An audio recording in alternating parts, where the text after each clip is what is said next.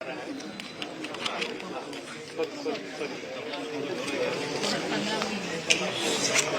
आपलं हे केवढं का? अरे एक मिनिट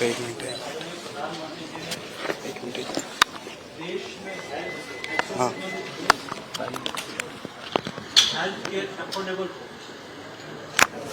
देश में कोई नागरिक बिना दवाई से मरने की नौबत नहीं आनी चाहिए। इस बात को चरितार्थ करने के लिए देश में आयुष्मान भारत योजना का इम्प्लीमेंटेशन किया है।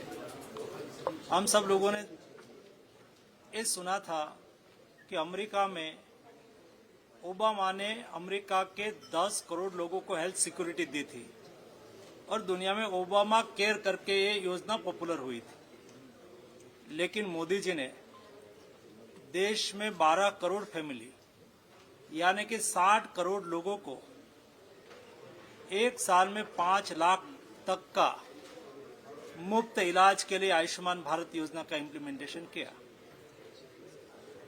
ये योजना का महाराष्ट्र में राज्य सरकार की योजना के साथ को ब्रांडेड योजना के रूप में प्रसिद्ध करने के लिए यानी कि आयुष्मान भारत योजना और ज्योतिबा फूले आरोग्य योजना, दोनों योजना को एक साथ में को ब्रांडेड के रूप में राज्य में इम्प्लीमेंट करके आने वाले दिनों में महाराष्ट्र में 12 करोड़ लोगों को आयुष्मान भारत योजना और ज्योतिबा फूले आरोग्य योजना का एक संयुक्त कार्ड बना के 5 लाख की हेल्थ सिक्योरिटी देने के लिए महत्वपूर्ण निर्णय हुआ है।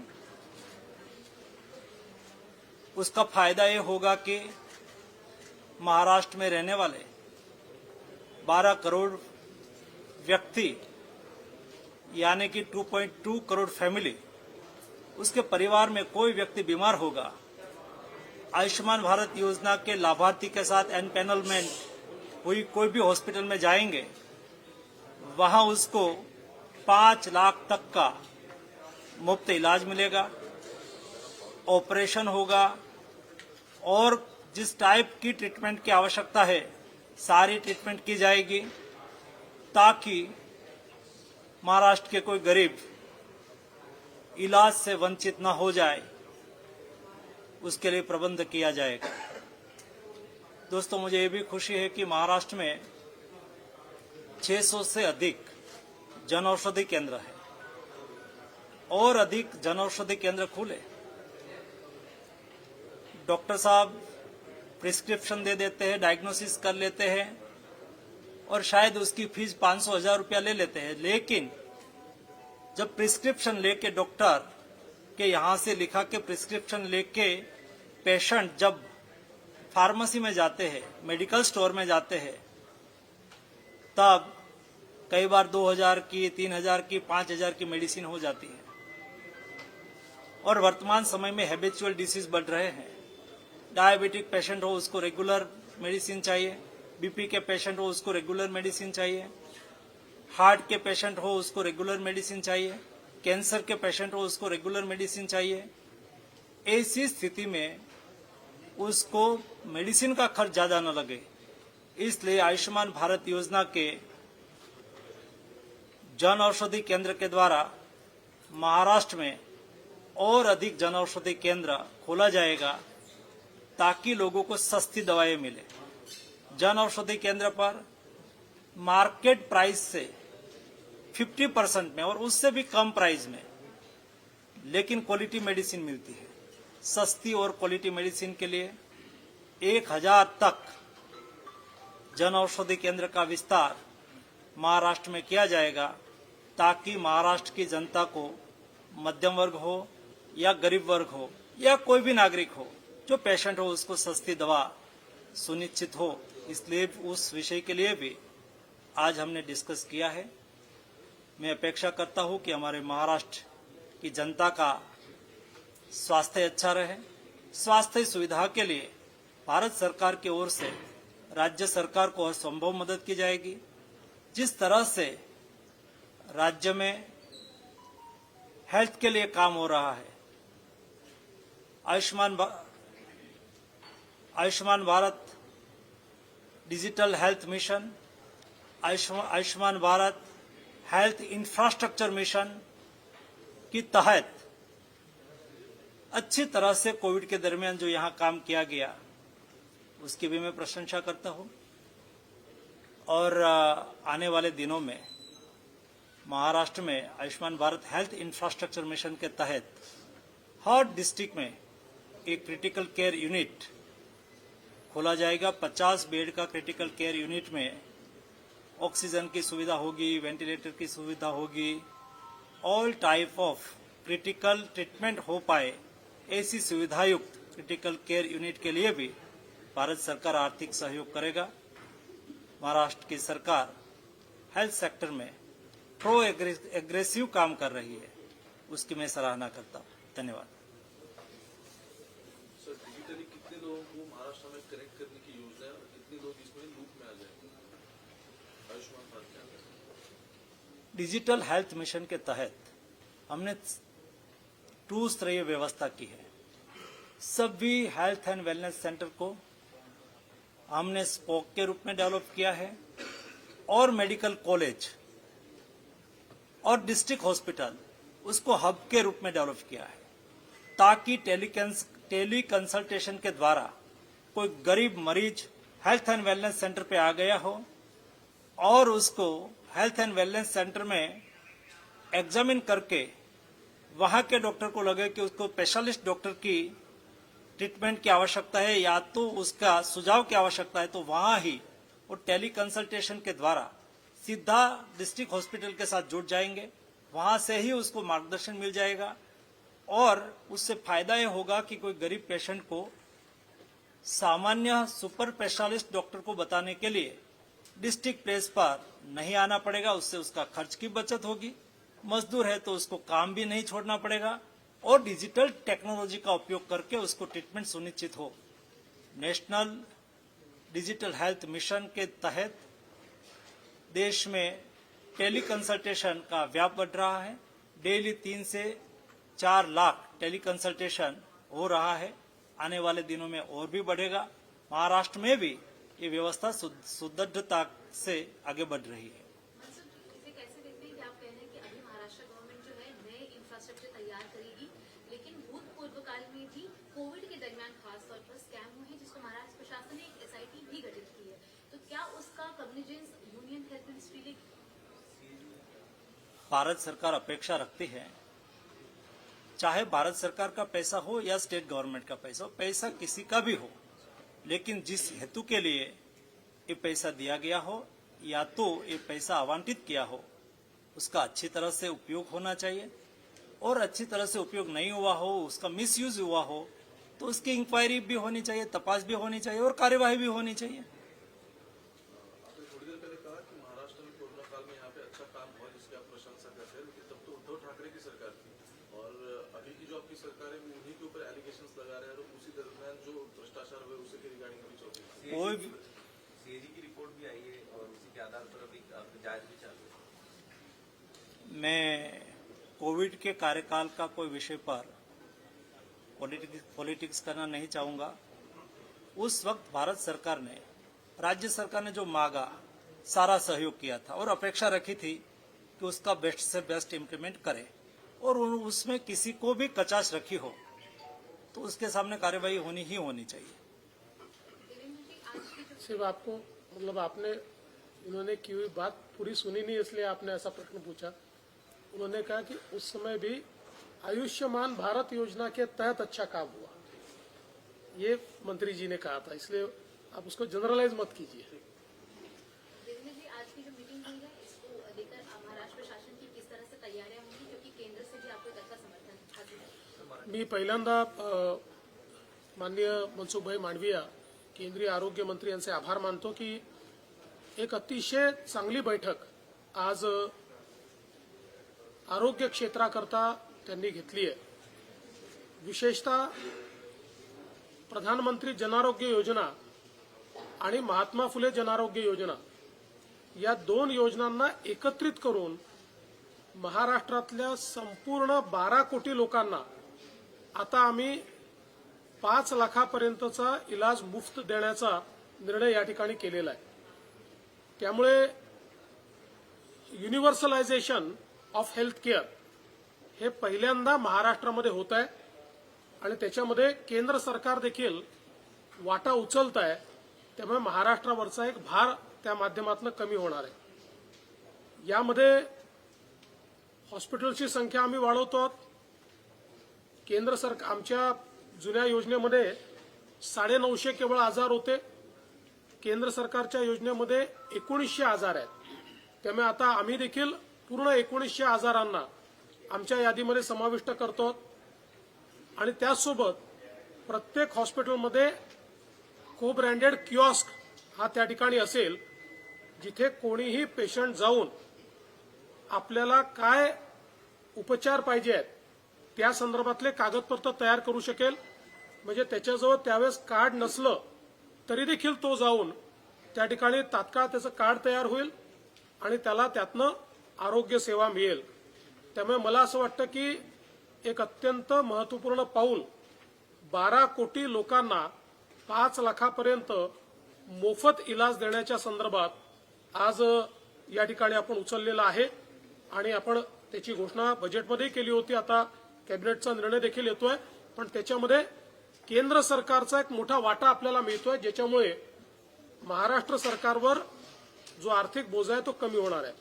यासोबत या ठिकाणी हेल्थ इन्फ्रास्ट्रक्चर तयार करण्याकरता केंद्र सरकारच्या योजनेतनं 3000 कोटी रुपये आम्हाला केंद्र सरकारने दिलेत.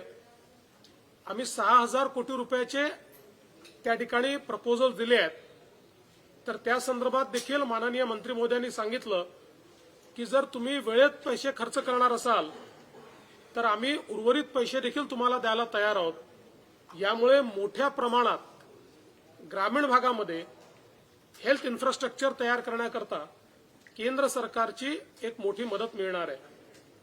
आमचा प्रयत्न असा असणार आहे की आता को ब्रँडेड कार्ड जे आम्ही देतो, ज्याच्यामध्ये केंद्राची योजना आणि राज्याची योजना, तर आमचा प्रयत्न असेल की ऑगस्टमध्ये किमान 1 कोटी लोकांना हे कार्ड मिळालं पाहिजे आणि येत्या 6 महिन्यामध्ये 10 कोटी लोकांपर्यंत हे कार्ड आम्हाला देता आलं पाहिजे. अशा प्रकारचा प्रयत्न आमचा असणार आहे. त्यामुळे मला असं वाटतं की आजची जी बैठक आहे ही खूपच महत्वपूर्ण झाली आहे आणि आमचे जेवढे प्रश्न होते हे सगळे प्रश्न त्याच ठिकाणी माननीय केंद्रीय मंत्र्यांनी निकाली काढल्यामुळे आता या योजनेमध्ये गती आणण्याकरता आम्हाला अतिशय मोलाची मदत होणार आहे. आरोग्य खात्याने मधल्या काळात जे प्राधिकरण केलेलं होतं की मेडिसिनच्या प्रोक्युरमेंट संदर्भात त्याच्याशी आणि या सगळ्याचं काही हे आहे का? आणि आणखी इन्फ्रास्ट्रक्चर जे आपण म्हणतो ते इन्फ्रास्ट्रक्चर बिल्डिंगसाठी येणाऱ्या काळात जी कंत्राट असतील त्याच्या संदर्भात कुठल्या प्राधिकरणाचा निर्णय आहे का? नाही, असं आहे की पहिल्यांदा तर ते जे आपण महामंडळ केलं त्याचं कारण असं आहे की राज्याचे वेगवेगळे विभाग हे त्या ठिकाणी औषधं खरेदी करतात आणि अनेक वेळा लक्षात येतं की वेगवेगळ्या रेटवर त्याची खरेदी होते, वेगवेगळ्या पद्धतीनं खरेदी होते आणि म्हणून सगळी खरेदी एकत्रित आणण्याकरता हे महामंडळ केलंय. आता त्याची सुरुवात देखील झाली आहे. लवकरच ते पूर्णपणे त्या ठिकाणी कारगर होईल. आणि यासोबत हेल्थ इन्फ्रास्ट्रक्चर तयार करण्याकरता आपल्याकडे पीडब्ल्यूडी विभागही आहे. आता पीडब्ल्यूडी विभागाच्या अंतर्गत आपण एक महामंडळ देखील तयार केलं आहे की जे रोड्सच्या व्यतिरिक्तचं इन्फ्रास्ट्रक्चर तयार करू शकणार आहे. त्यामुळे आता याला आपल्याला गती देता येईल. देवेंद्र जी, हिंदी में जानकारी देना चाहेंगे कि आज की जो मीटिंग है उसका संदर्भ क्या था, किस तरह से महाराष्ट्र शासन इसमें तेजी लाई? देखिए, मैं सबसे पहले तो केंद्रीय मंत्री मनसुख भाई मांडविया का बहुत बहुत आभार व्यक्त करना चाहता हूं कि आज एक बहुत ही महत्वपूर्ण और कारगर इस प्रकार की बैठक संपन्न हुई है. इस बैठक में केंद्र सरकार की ओर से जो प्रधानमंत्री जन आरोग्य योजना है, इस योजना को महाराष्ट्र में इफेक्टिवली लागू करने के लिए जो हमारे सामने समस्याएं थी उनको एक प्रकार से छुड़ाने का काम आज मंत्री महोदय जी ने किया है. और हम लोगों ने तय किया है केंद्र की योजना और राज्य की योजना दोनों योजनाएं 5 लाख तक का अभी कवर देने वाली है। इनको हम एक साथ मिलाएंगे तो राज्य सरकार के ऊपर जो फाइनेंशियल बोझा होता है वो कम होने वाला है। इसके साथ साथ केंद्र सरकार करीब 1900 एलिमेंट्स को इसमें कवर करता है। हम केवल 950 को करते थे, तो हम लोग अब राज्य की योजना में भी करीब 1900 अलग अलग प्रकार के जो रोग है उनको कवर करेंगे, तो सारी योजनाएं सरीकी हो जाएंगी और लोगों को को ब्रांडेड कार्ड हम लोग देंगे। हर हॉस्पिटल में एक को ब्रांडेड कियोस्क रहेगा, जहां पर कोई भी व्यक्ति जाकर अगर उसके पास कार्ड भी नहीं है तब भी वो वहां जाकर अपना कार्ड बना पाएगा। और ये सारी चीजों का पूरा खर्चा ये केंद्र सरकार हमको दे रहा है। इसके साथ साथ केंद्र सरकार ने हमको इंफ्रास्ट्रक्चर तैयार करने के लिए एक 3000 करोड़ रुपया अलग से दिया है। हमने आज मंत्री जी से निवेदन किया कि हमने इसमें जो प्रोजेक्ट सबमिट किया है वो करीब 6000 करोड़ का है। तो मंत्री जी ने हमको आश्वस्त किया है कि आप अगर समय पर पैसा खर्च करोगे तो जितना पैसा आप मांगोगे उतना भारत सरकार आपको देगी। तो मुझे ऐसा लगता है कि इसके कारण हम हेल्थ इंफ्रास्ट्रक्चर तैयार करने में भी बहुत तेजी से काम कर पाएंगे। इसके साथ साथ ये जो को ब्रांडेड कार्ड है इसको भी तेजी से लोगों तक पहुंचाने का प्रयास हमारा होगा और हम प्रयास करेंगे कि अगस्त के महीने में कम से कम 1 करोड़ लोगों को हम ये को ब्रांडेड कार्ड दें। जैसा आप सब जानते हैं कि पहले हमारी जो योजना थी ये योजना चंद लोगों के लिए थी, लेकिन अब महाराष्ट्र की नई सरकार ने इस योजना का यूनिवर्सलाइजेशन किया है और अब पूरे 12 करोड़ लोगों को 5 लाख तक हम लोग ये हेल्थ केयर फ्री दे रहे हैं। और इसमें केंद्र सरकार के मदद के कारण अब हमारे ऊपर जो आर्थिक बोझ है वो भी बहुत कम होने वाला है। इसलिए मैं केंद्र सरकार का बहुत बहुत आभार व्यक्त करता हूँ। आखिरी सवाल आपसे कहना चाहेंगे कि एक तरफ महाराष्ट्र की जो विपक्ष पार्टियां हैं उनमें अंदरूनी दूरी नजर आ रही है और विपक्ष की एक महागठबंधन की सरकार को तैयार करने के लिए विपक्ष की बड़ी बैठक हो रही है, उसे कैसे देखते हैं? देखिए, मैं तो इतना ही कहूंगा, इन्होंने नाम तो दिया है मोदी हटाओ का, लेकिन ये जो गठबंधन हो रहा है ये परिवार बचाओ का गठबंधन है। सारी परिवारवादी पार्टियां एक साथ मिलकर अपने परिवार को बचाने के लिए गठबंधन कर रही है। और मैं तो देखकर इस बात पर अचंभित भी हूं कि जो उद्धव ठाकरे जी रोज हम पर तंज कसते थे कि आप लोग महबूबा मुफ्ती के साथ गए, आप महबूबा मुफ्ती के साथ गए, अभी वो महबूबा मुफ्ती जी के बाजू में बैठकर अलायंस करने की बात वहां पर कर रहे हैं।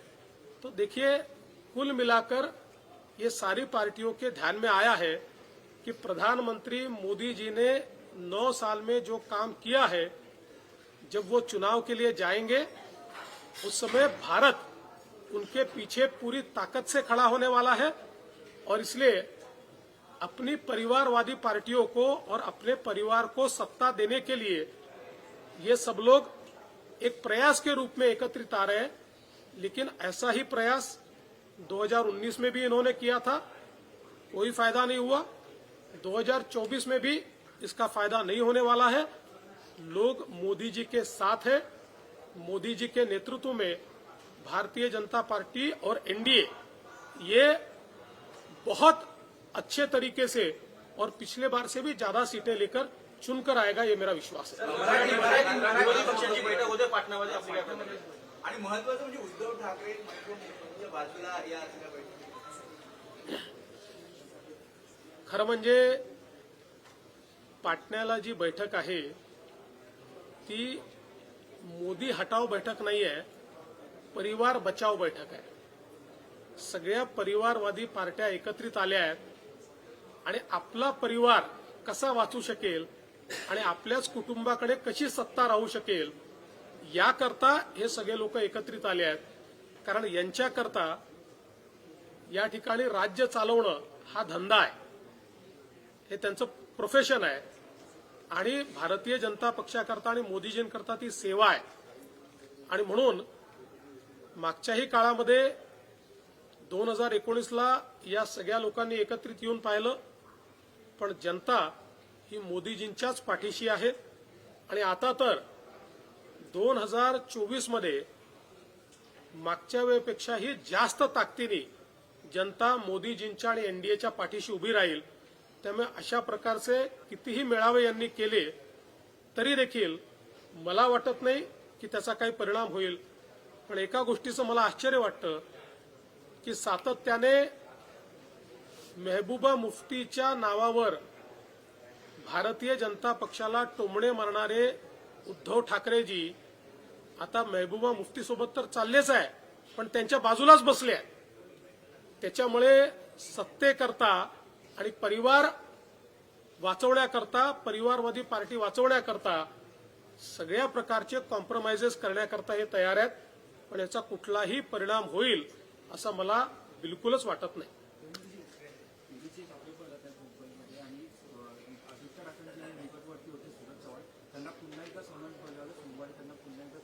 नाही, या संदर्भात सगळी माहिती ईडी आपल्याला देईल.